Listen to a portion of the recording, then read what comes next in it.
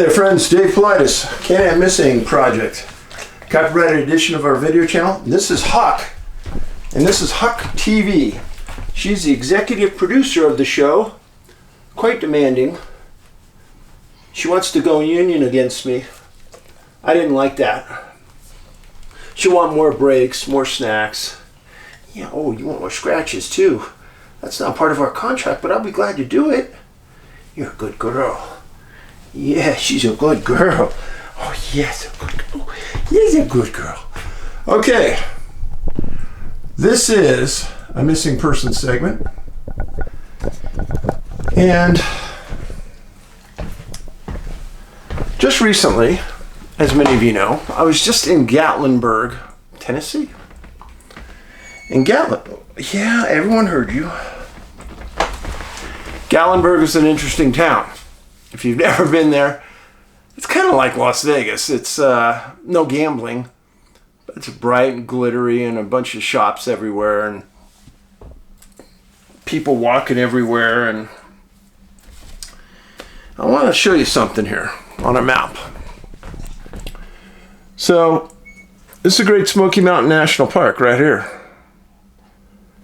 See that? This is Gatlinburg right here. Here's Knoxville. That's where Scott Carpenter lived, Maryville.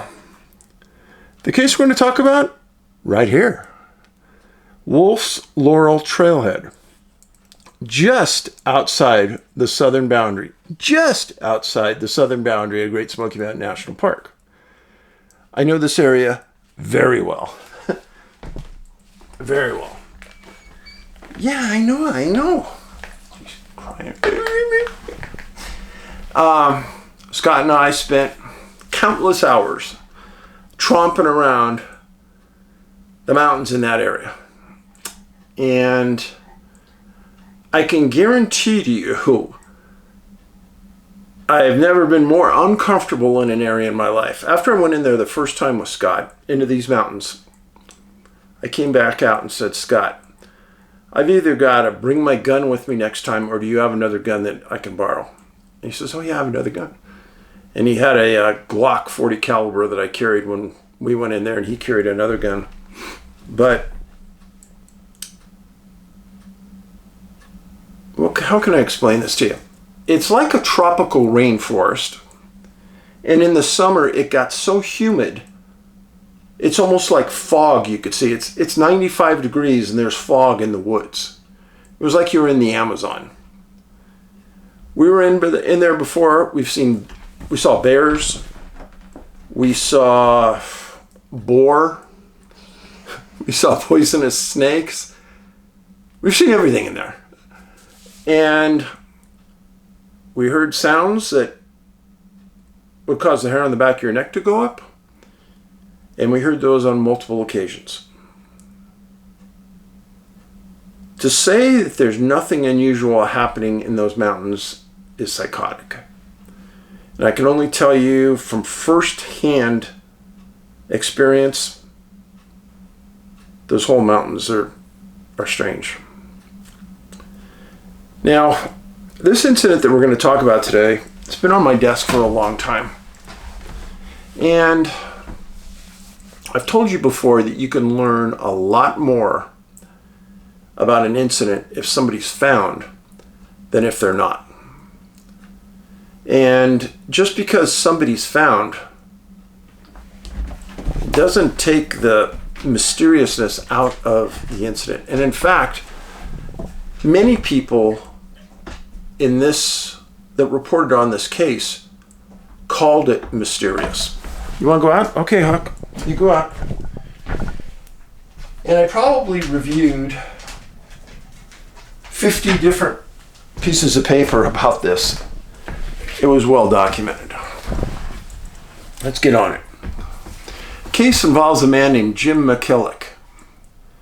He's 25 at the time. This is Jim. He went missing September 27th, 1988.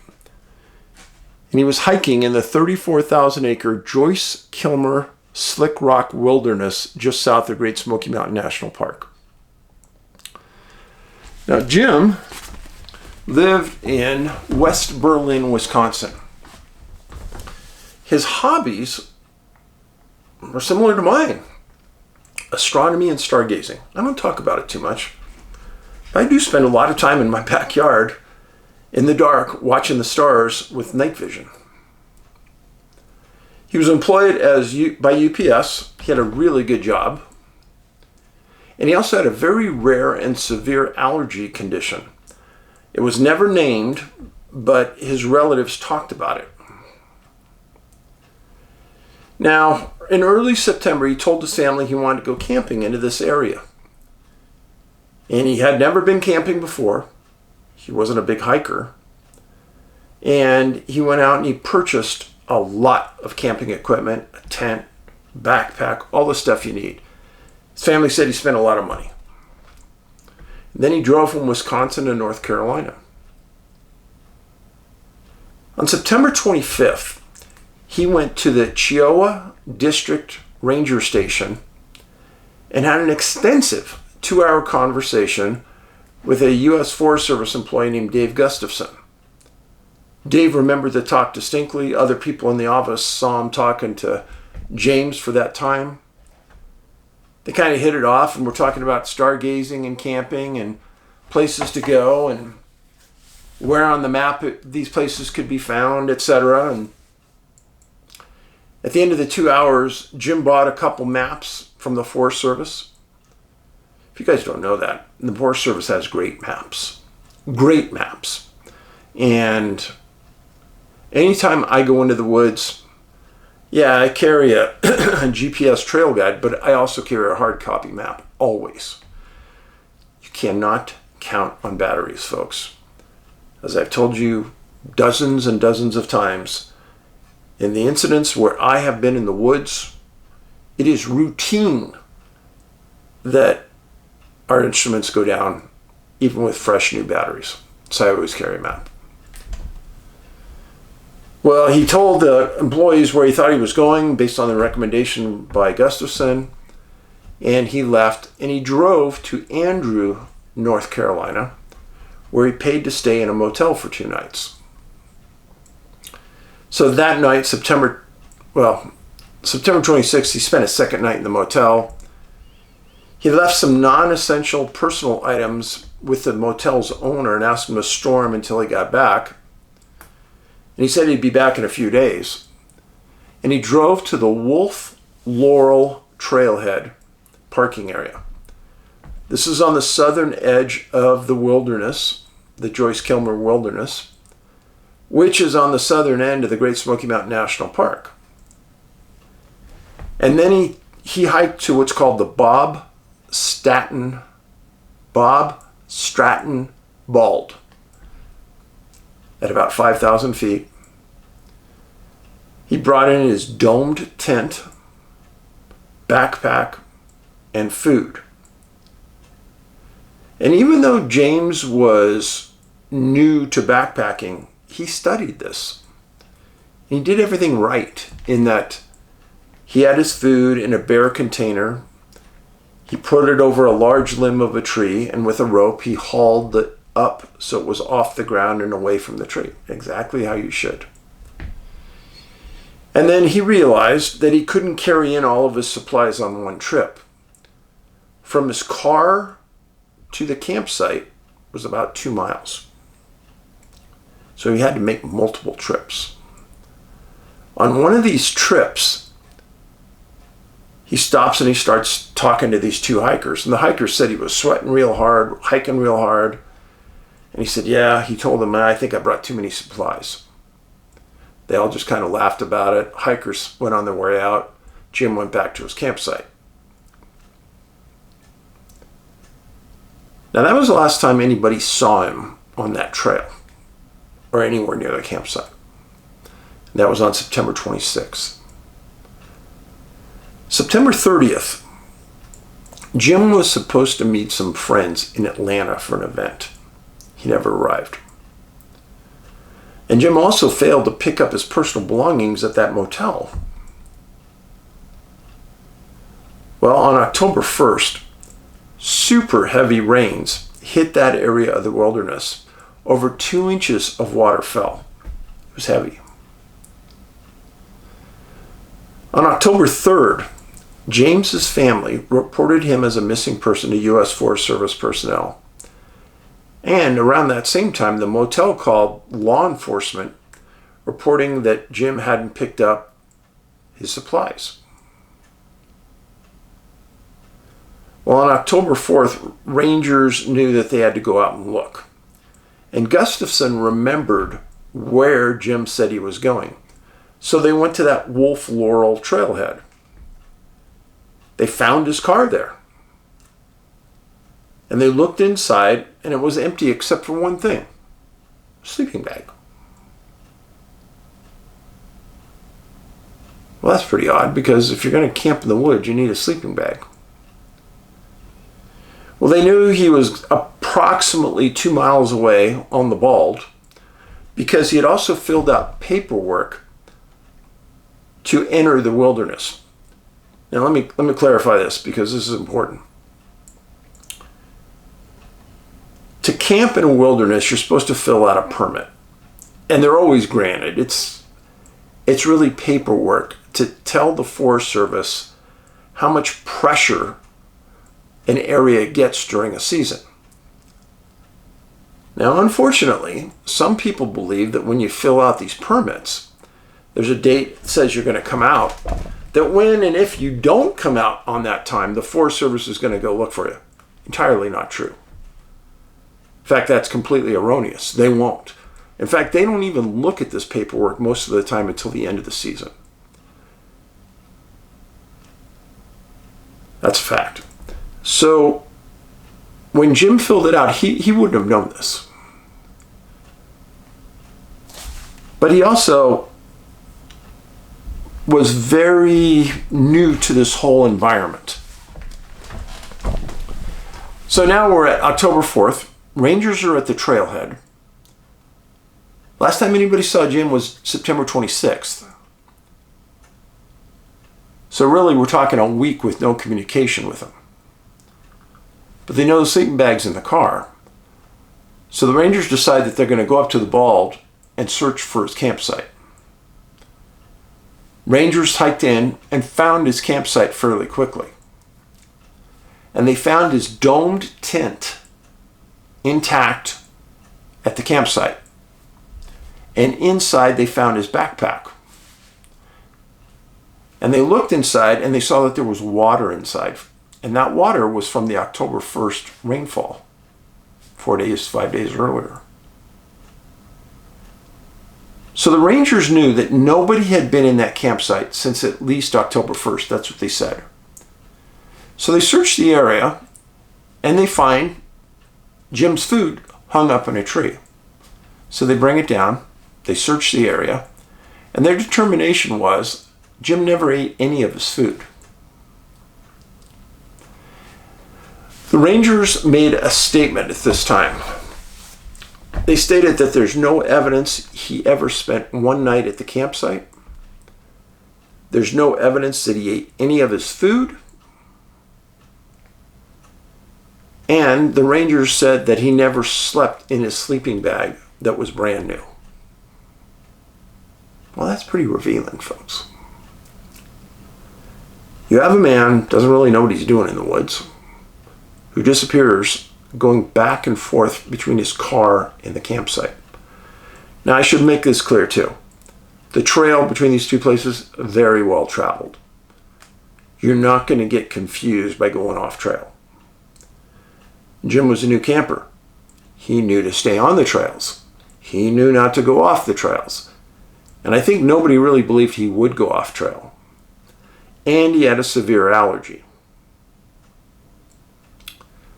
So Rangers knew now that Jim was a missing person.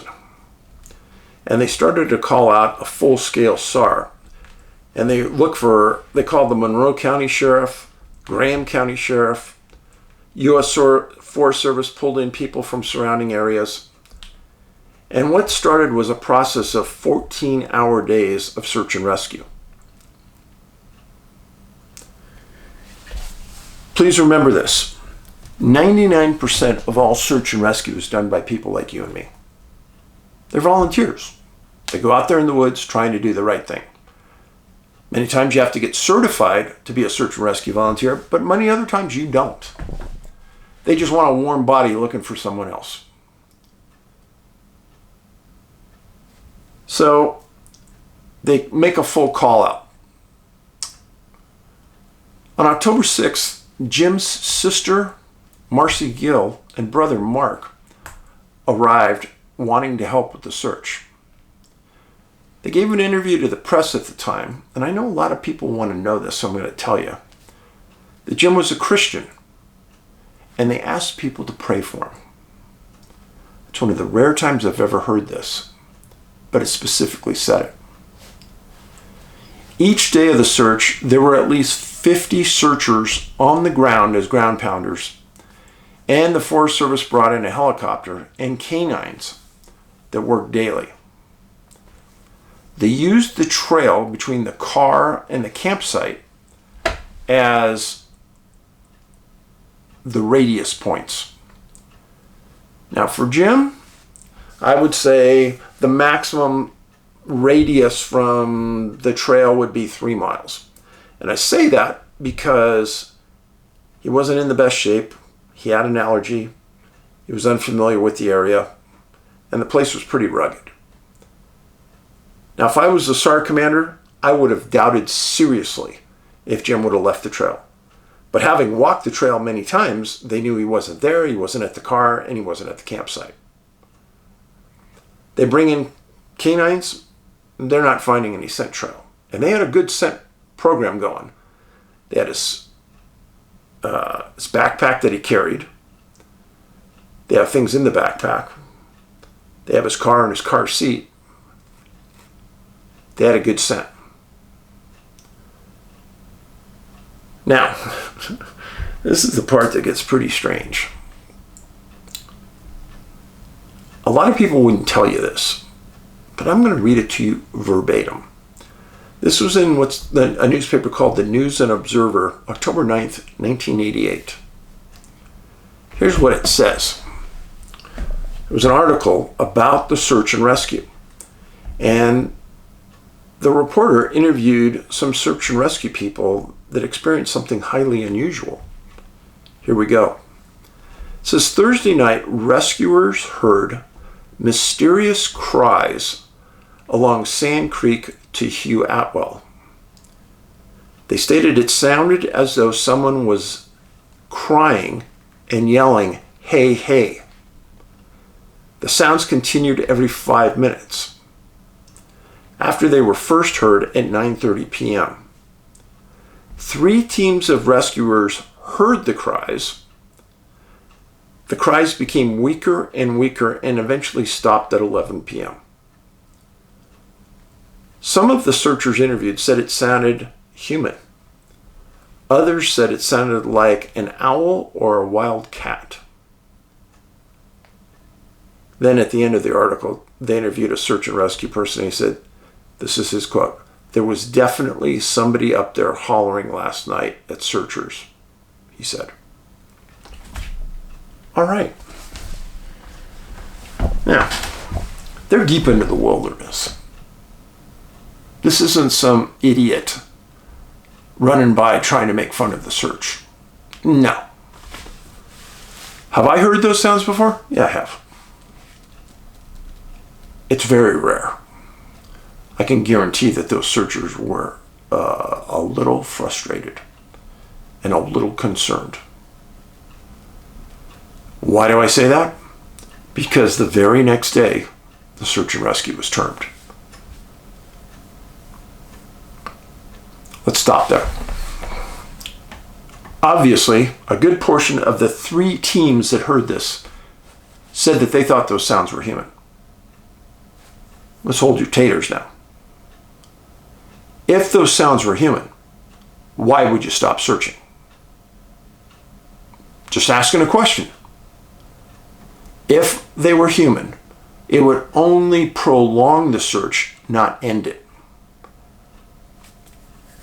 Now, they said that the sounds got further and further away, but they never said what they did. Did they holler back? Did they yell, "Hey, Jim, this is us"? They never said anything. So I was a little confused about the reaction by the search and rescue. So the very next day, they terminate the search. No scent trail by the canines, no tracks found off trail, nothing. So they interview one of the search commanders. Quote this. He stated, "It's eerie. He just disappeared like he was swallowed up by the earth."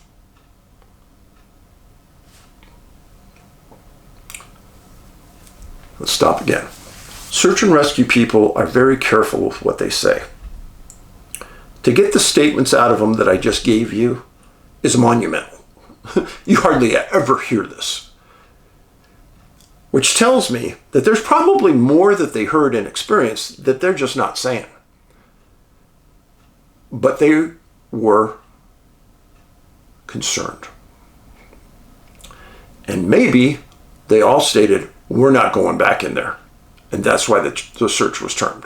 I have no idea, but I find it odd that they hear these screams and then the search stops.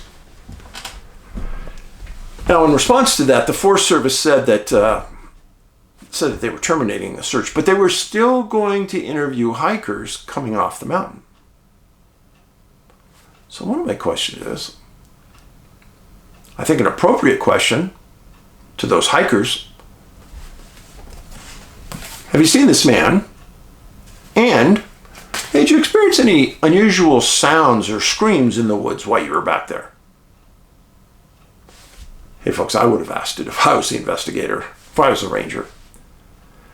But these rangers, Forest Service and Park Service, they're so afraid of their own shadow, they won't ask these questions. I'm telling you a fact, they won't. I have a friend, retired, National Park Service police officer. He just told me the other day, he said, "Dave, if you get the National Park Service employees," he goes, "I know, I was around them, away from their job, away from the park, having a beer or just talking, they'll all admit that they believe something weird is in the wilderness that we don't know. But officially, they won't ever say anything. They won't make a comment." Now, the Forest Service stated the distance from the tent to the car was 2 miles. Remember that. So they terminated everything on October 10th. No more searching, no more nothing. Except that they were going to view hikers, remember? And I never heard anything more about any interviews with hikers. October 17th, 2 Robbinsville fishermen were deep in the wilderness near the headwaters of Santitlaw Creek, fishing, when they found a small pack and boots. Well, that's pretty odd. Well, they knew that somebody was missing, so they carried the boots and they carried the pack and they hiked, starting at noon, straight back to the ranger station to report their findings. Rangers agreed, "Well, that's weird." They knew what they had to do. So they asked if these 2 fishermen would go with them back to the spot where they found them. He said, "Sure. How about the next day?" That's good. October 18th. So the U.S. Forest Service gets the Graham County Sheriff's Office to go with them. I don't know why, but they did. And the witnesses escorted them back to the spot near the creek where they found these items, just below a small cliff, 30-foot cliff. And they search the area and they find Jim's body. They stated that the body had suffered animal predation post-death. It means after death, after he died, bears, I don't know, mountain lions, something attacked him and and shoot him partially up. They stated that they went to the top of the cliff and they found his glasses up there. And they also found scuff marks going down the cliff. Okay. Now here comes the spin. Forest Service stated that it was their theory that Jim was returning to the car at night and got lost in the dark, went off trail, and walked off the cliff. Well, that's a fascinating theory. So first of all, there's no evidence Jim would have been hiking at night, number one. Number two, he knew how far it was from the tent to his car. He knew that he had to make so many trips to get everything back. And he knew, number three, that he had a sleeping bag still to get.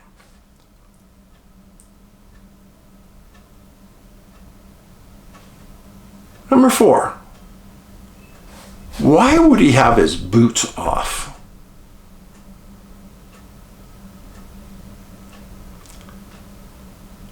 Why would he leave his campsite if the food was there?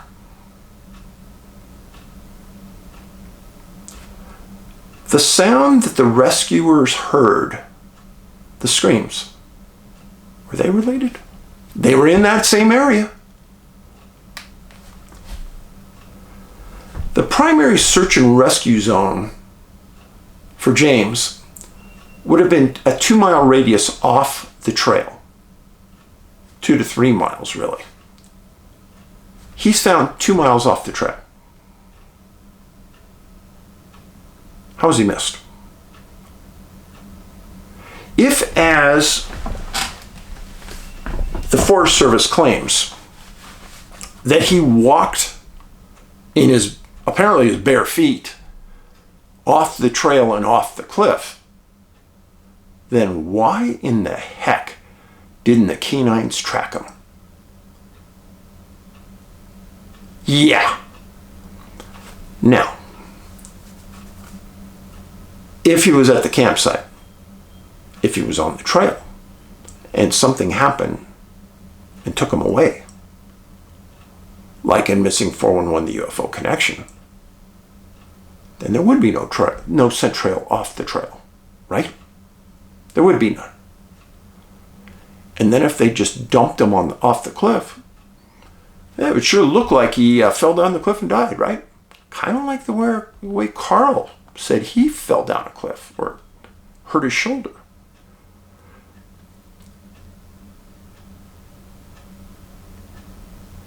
Was he even there when searchers were searching?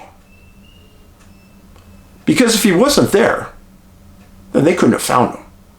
But 2 fishermen just stumbled onto this? You don't think the Forest Service would have stumbled onto it? With 50 searchers? Autopsy results were never revealed. Why not? What was in his stomach? What was the last meal that Jim ate? The $1 million question, how long was he deceased when he was found? And what did he die from? If, as they claim, the animal predation was post-death, what did he die from? Did he have broken bones and massive internal injuries? Lastly, folks, this is very close to disappearances in Great Smoky Mountain National Park. Very close. The circumstances of Jim disappearing are as mysterious as the circumstances when he was found. I do not believe 90% of what was said by the Forest Service. I do believe everything that was said by the search and rescue people. You notice that the Forest Service didn't report these cries that were heard by searchers. Well, why wouldn't they report it? Why wouldn't it be on their reports? Because they don't want you to know what's going on. But the searchers are people just like you and me. They report the truth. This goes back to our government not really telling us what's going on. Now, I'm not making any insinuations here other than there's no scent trail from the trail to the cliff. How can that be? That's a fact. Why wasn't he wearing his boots? Tell me. I want to know. What was he doing off trail? What was his cause of death?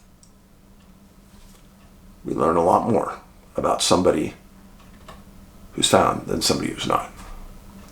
I have great compassion for Jim's family. They lost a really good man. And Jim, I really don't know what happened to you, but something really unusual did. Just so you guys know, Michelic is an Austrian name. I greatly appreciate you being here. Please put this up on your social media. I would greatly appreciate it. And be kind. Be kind to everyone. Give everyone a chance. Kindness revolution. Paulides out.